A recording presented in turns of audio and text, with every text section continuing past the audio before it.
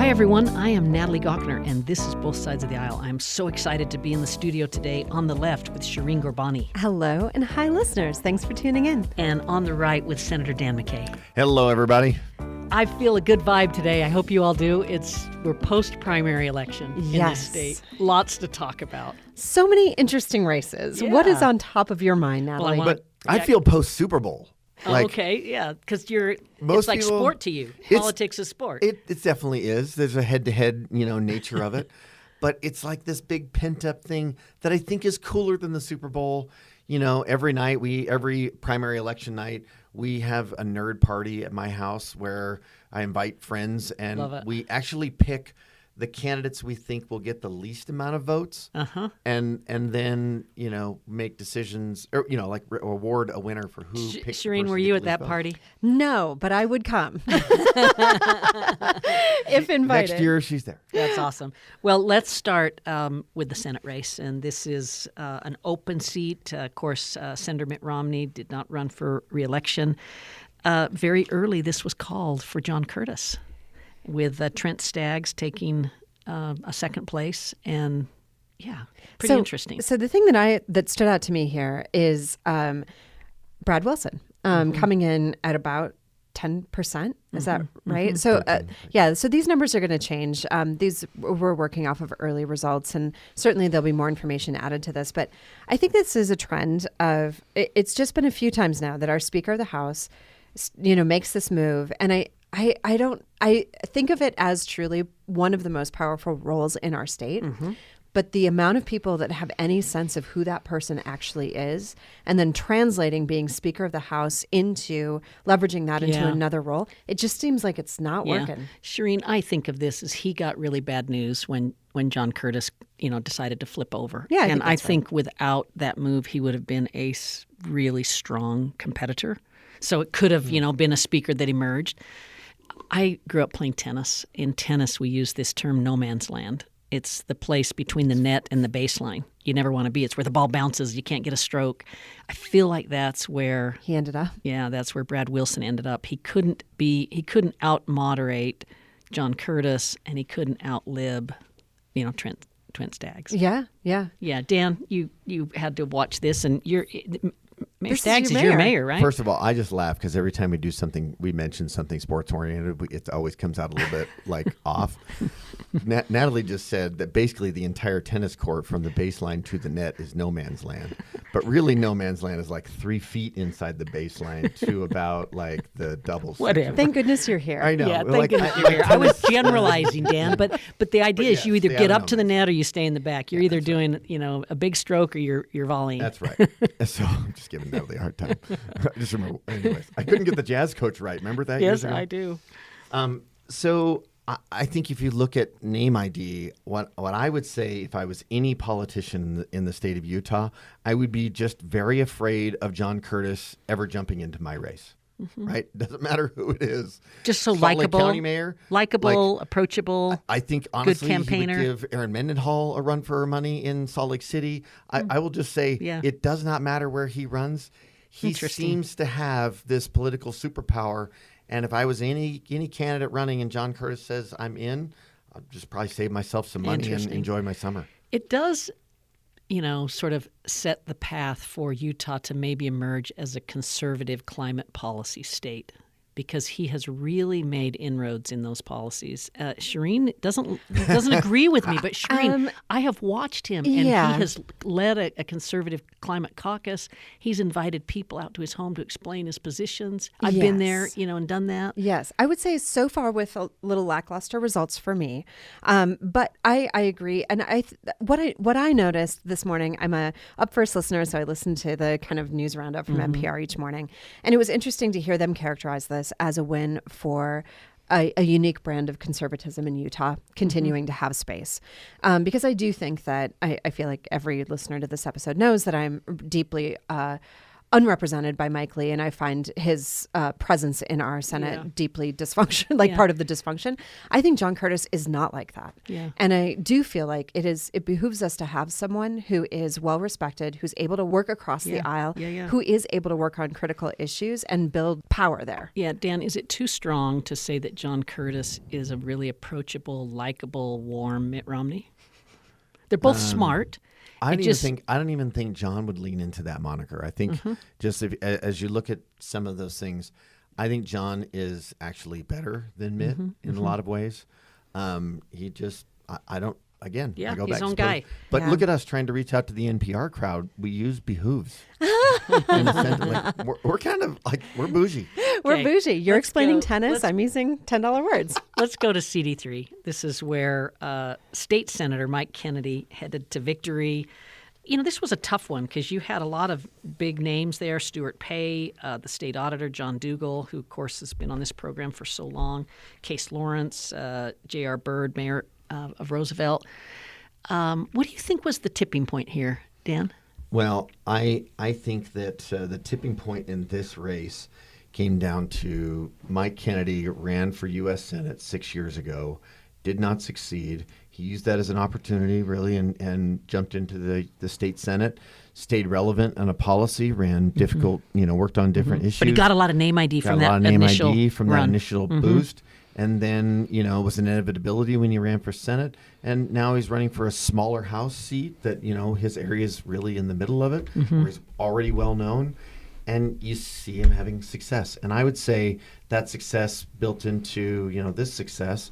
And he is a very respectable person. And he's good and he's amicable. And An MD. I like MDs in public service. Well, so The left isn't I with us know. here, Dan. I'm not with you on this one. This is a person who, and you were certainly part of this as well, Dan, but when we think about the experience that trans folks are having in our state and being targeted, when we think about reducing access to care, limiting people's rights, this isn't a person I'm excited about. I do think that there are many other things that he has done that are worth acknowledging, but when I think about politicians who seem to leverage the kind of most extremist kind of corners of what's happening in their party for power, I just worry. What is Yeah. this going to Okay. mean for us? So I want to talk about John Dougal for just a second. Let's talk about John Dougal. Well, so John didn't win, didn't even place in second or third here, but I am so proud of John for sticking with his principles. And so many politicians run for office, put up their finger, feel how the wind's blowing, and go with the Go there. wind. Yep. Yeah, and he didn't do that. And I think we need to call that out. That he's a hero to me that he did that. yeah. I sent him a note last night just acknowledging that I think he is living in a reality of what's happening with his party, and he is not afraid to talk about what he is seeing and the concerns that he has. And he is a person who is deeply principled. And I just don't think there are that many people like that anymore. Well, yeah. And it will be really fun to see what he does next. And we'll have him on the program here real soon. He'll be out of his blackout time, and we'll hear from him. Okay, let's go to Blake Moore. He sailed through this. Yeah, but we knew he was. Yeah. I asked AI last week to give us the printout of what a congressperson looks like, and it's still Blake Moore. Still so Blake I knew Moore, he was okay. going to be just fine. Shireen, Celeste Malloy and Colby Jenkins. This one is still tight, although it looks like Celeste is going to get it. I've said this before. I do not know Celeste, but I have watched how she handles herself, even last night, because we're the day after the primary. She says things in a very genuine, authentic, approachable way. I like her as she doesn't represent me, but I like her as a representative of our state. Yeah, and I think I mentioned last time, I do feel like it's important in our entire, delegation, our senators, our representatives. I am grateful that there's a woman in that group. I think it's important for people in the state, young women in the state, girls in the state, to look and have that representation, even if it may not align with their politics or may be a person who votes against some of their interests. But it is so important to see someone in that role. Yeah, Which is there why you I'm go. also glad we have our lieutenant governor as a woman. Like, I think that those things matter. Did you know both? My wife shares that with you, Shireen. Yeah. Like, I thought you were, when instead of going with her sex, I thought you were going to go with like the curly hair caucus. Yeah, I thing, think but- it's important, or just hair. Right. But my wife shares the same thing. She really loves the idea that there's someone that like matches her, her background experience as a woman. Yeah. As being part of the congressional conversation. I think that's great. Dan, did you know both of these candidates? I know them all. Yeah. I mean, Okay. and Celeste and Celeste Colby. and Colby, from Southern Utah. What will be next for decorated him? war veteran. I hope something because, to be honest, it's tough when you. This is the one thing I love about politics is it is so binary. One has to be one way or the other. But the one thing that stinks is when you see people that are qualified, like you mentioned, John Dougal. They're very qualified. They have a great public voice. They have a great principal position. Knowledgeable. And now they're not going to be in office. And that is the hardest part. I felt the same way when, Shireen wasn't on Salt Lake County Council anymore. It was like we You lose. felt unrepresented. No, but I know Were you there's at large? I was at So you large. did I represent him. Yeah, oh, that's right. She did. I felt unrepresented. No, but it's like those people who are that do have a voice. They do have. It's sad when those qualified people have to like step Yeah. away, and like now they're in the back burner for a little bit Yeah. and trying to find other ways. Like I'm always podcasts. looking in an election for an outcome that makes me feel more excited about the system, that it's working, that that the public is informed. You're that so they're- weird. That is so weird. Natalie. Well, it's my transition to Derek Brown I get it. Okay. because I was so happy to see he did well. Now, I don't know the other candidates well, Yeah. but I think Derek is a star. And I've been so happy to be a friend of his and know him. And I do believe he was on the ballot to serve, not to gain power as an individual. And I think he'll really help the AG's office, which I know you'll love. Yes, Shireen. I will love that. So I will say, who knows if I'll be doing this I guess it would be 5 years from now, basically. But to come to the end of his term, if he is able to run our Attorney General's office without controversy, without scandal, that will be a huge step forward for this state. I also really hope, I'm guessing he's not a listener, but maybe he is. I hope that we can move away from, I felt like in particular, a lot of frustration around stepping into, I felt like our current attorney general stepped into a lot of things that just didn't serve the people of Utah. And I understand if you want to sue the Biden administration over this and that, like I get that. But I think it's that kind of that next level that we were seeing from Reyes that, participation in Trump, anyway, I just will be grateful to have somebody who seems more interested in serving the people than serving kind of this vision of himself. Dan, bring us home on this one, and then we'll take a break. Derek is a consummate professional, a good man who's honest, hardworking. He's all these things. And it was, when I was considering running for AG before he was in, we were just kind of back and forth on things. And when I saw that he's like, yeah, I really want to do this, it was easy for me to say, great, you're going to go do an awesome You're job. just like me, meaning Yeah. I believe in the system, you believe in him, and he got it. Yeah, but I'm not looking for who's going to make this. I don't think about it that way. Hey, we will take a short break. Natalie Gochner with Shireen Gorbani and Dan McKay. We'll be right back. Shireen Gorbani on the left. Dan McKay on the right. Natalie Gochner, I am in the political center, and we are talking elections post-primary, and we need to talk about Governor Cox and Phil Lyman. This is multifaceted, Dan and Shireen, because first there's the results, then there's the response to the results, and then there's what's next? Yeah. So let's just break those down. Dan, you got the website upside down. How did it end up? Well, so far, end up is, it's always a little bit premature. There's still votes to be counted, blah, blah, blah. Right now, it's 57% for Spencer Cox and 43% for Phil Lyman. Okay, and I said it would be double digit. Yes. Okay. So what do we think? Better, or is this what you anticipated? What are you thinking? What does this result look like to you? Well, there's a bunch of things that you can kind of pull out of this. Mm-hmm. What you see is a governor who's popular. And if I remember right, those early numbers, this is right along the lines with those who thought Spencer Cox was doing a good job managing the state of Utah, and those that didn't. Right, Mm-hmm. like it was pretty close to these numbers. Actually, I think the didn't was a little bit lower, but that being said, the undecideds have to fall somewhere. Yep. And I look at these numbers, and there's like, well, I sure wish, for all intents and purposes, I wish the governor was a little bit higher, like a 20-point victory, I guess, would be different. But you look at these numbers, and then you start to look down to the next layer and figure out where did the governor do well and where did he not do so well. And the one that always stands out to me is Washington County has always been like this predictable, I went back, you can look back to conventions and elections previous. Governor Herbert did well in Washington County, Governor Huntsman, Governor Leavitt, go back. They just do well in Washington County. Not this time. And it was a real change when Phil Lyman won. Phil Lyman won Washington County. And so that's a pretty different story than we have in the past. And while the governor still won Utah County, by a double-digit margin, Washington County going the other way says maybe Utah County isn't the bright red hotspot that it once was, as much as Washington County is becoming that. Yeah. Shireen, give us your thoughts on the governor's race. Yeah. Well, I guess I would just maybe add a little bit of commentary on Washington County, because I spent some time knocking on doors there. And I do think Washington County has two things that are happening that Utah County is experiencing as well. But the shift in demographics and population there, an older population, I think a group of people that is like when we think about COVID and the experience that our state was having, the reactions out of Washington County were much more extreme. So I do think that there is something happening that's been happening in, over many years in Washington County. I guess I would say this.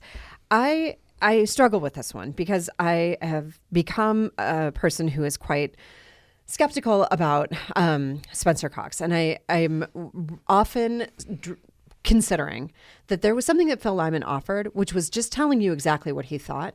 And I do think that can be chaos, and I don't agree with his policies.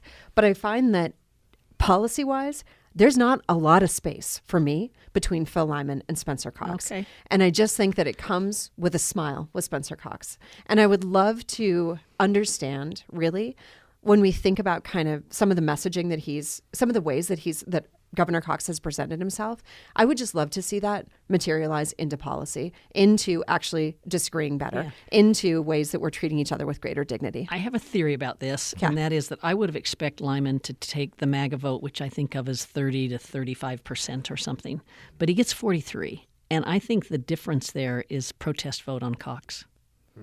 That, not MAGA, but protest vote on Cox, and possibly, Shireen, for what you're saying, that they think he feels one thing, but he does something else. Something else.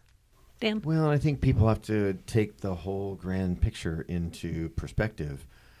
The governor is hamstrung a lot of times by the legislature, and the legislature is hamstrung by the governor, right? They kind of hamstring each other, and then both are hamstrung. Healthy tension. Healthy tension. Yeah. What I'd say is the governor in a lot of places is stuck with the policy that's delivered to him by the legislature, despite what he says. And that's, I think, hard to do, at least in my opinion. So, especially since the legislature is a reflection of the public, and he wants to be reelected, and he's not able to do any of the things he's feeling or believes, Shireen, if he's not there.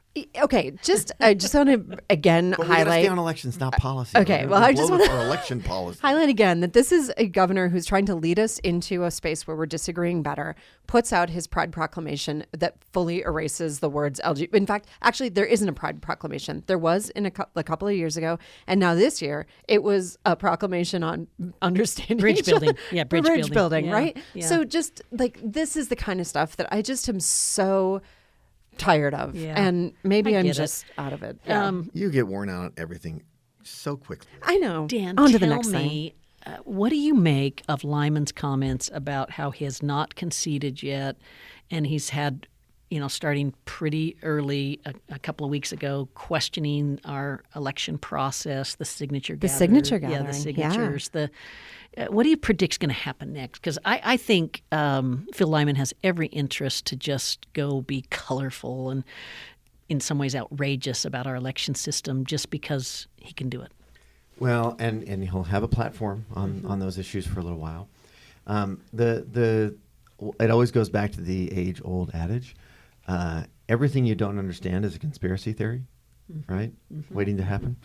And I think in this situation is if you don't dig in and understand how things work, then you eventually can easily find a conspiracy or a problem or whatever it may be. And I think in this situation, There's the protest vote that you mentioned over the governor. Who, by the way, I think Shireen's husband may have been one of them, because she confessed on this program that he voted in the primary and he knew Nick is in exactly what he trouble was here. Yeah. doing. Okay, sorry. So, I but just didn't want you to I'm going to borrow from Shireen's hero, Kamala Harris, for a second and talk about Venn diagrams. But when you talk about the overlap between the protest vote against Governor Cox and those who are apt to accept conspiracy theories for truth, and I think that overlap is pretty high. Yeah. And that's why I look at all those things.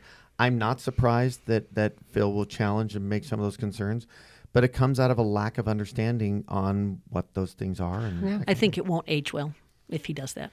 yeah, but I don't think he's worried about it. I mean, if you look at the political cycle and how quickly things turn, I was discussing this the other day, there's so little accountability for most people. Yeah. I watched Governor Cox as he did some media interviews last night, and he definitely made me proud in the sense that he is articulate, he's energetic, he's got strong convictions that he's talking about, and I'm excited to see him perform for 4 more years. Yeah. So we'll see. So can I talk about a couple of Democrats? Yes. Okay, so we had Salt Lake County has an open seat, Jim Bradley, who has served for many years, actually from the time when Salt Lake County was a commission to now where we have a stunning career. Really just a phenomenal human with such an interesting story. Maybe we can get him on one time. A witty oh my guy. Goodness, hilarious. Yeah. So Jim Bradley's retiring. It's an open seat. Democrats did advance 2 candidates out of county convention. Dustin Gettle, who is a city council member in Midvale, right? Midvale. And then also Natalie Pinckney in South Salt Lake. It looks like Natalie's going to win this. I just have to say, I was really proud for both of these candidates to be on the ballot, and I'm excited to see what they both continue to do. Do you think they can get the general? I do. I do. I think that it's, having been through this, it's a tough race countywide at the county council level. A lot of people just aren't paying attention and don't know what that person does. But I think that there is some advantage to having the Republican candidate is a woman. And I do think there's a little bit of a preference for female leaders in this county. So I think having 2 women for that race is interesting. Also, Joel Briscoe, who has served with so much grace and so much tenacity over the years. 14 years. Is unseated in this primary by Grant Miller. Grant Miller brings a lot to the table. He is a public defender, a child of an immigrant. He has a lot of really, I think, important pieces of his own story that he's bringing to the table. But I just want to take a moment to acknowledge my gratitude for Joel Briscoe and his service. For sure. I'm with you. For sure. I love Joel. Dan, tell us a few more of the state races. What were the highlights or things that you would mention? So the race that was closest to me, Heidi Baldry, Emily Lockhart, and Garrett Cammons kind of fighting it out there with 3 for a sort of open, but not open, like first time contested. And Heidi Baldry pulled it out. Like, she's been a citizen advocate in that district, that area for a long time, and pulled it out. And she's a very, conservative voice. Don Ibsen, the senator down in St. George, had a close convention race. I say this because he is the first candidate to declare the intent to gather signatures, not get the signatures, and survive convention. Crazy, yeah. Right? So yeah. survives convention, then goes on to win it. Mike Peterson up in Cache Valley. The one that, people were watching too was Danielle Harding, former Davis County Party Chair, taking on an incumbent Trevor Lee. And Trevor Lee pulled that out pretty solidly. So, that one surprised me. Yeah, Yeah. and he pulled it out, but he worked really hard. There's a bunch of other races at the state house level that are really interesting that we can talk about later. Yeah, sounds good. Dan, just in the remaining minutes here, and if Shireen wants to add, caucus convention system, what did we learn in this route? I mean, it looked to me like in the governor's race that it flipped. What Lyman got in the convention, Cox got in the primary. I hope that people will recognize what the caucus convention system really is becoming. It is literally becoming an everyman's access to the ballot, right? And it's, how does everyday Utahn get on the ballot? They're not going to go spend thousands of dollars, $10 per signature. They're not going to go out there and gather signatures for that cost because they don't going to spend that personally. Yeah. So the convention becomes, are they good enough to go challenge? It's the route for the person who's not, well funded. Yep. Yeah, and just one last point on that. It's also troubling to me that we would use it as a presidential preference poll. We should get back to a Super Tuesday primary. Well, I think we all thought we would do that this year. It just, the party went a different route. I don't think it'll ever happen again. I gotta love it. Well, it's been so fun being with you, Shireen and Dan. Natalie Gochner. Programs produced by Anthony Scoma. Thanks, everybody, for listening.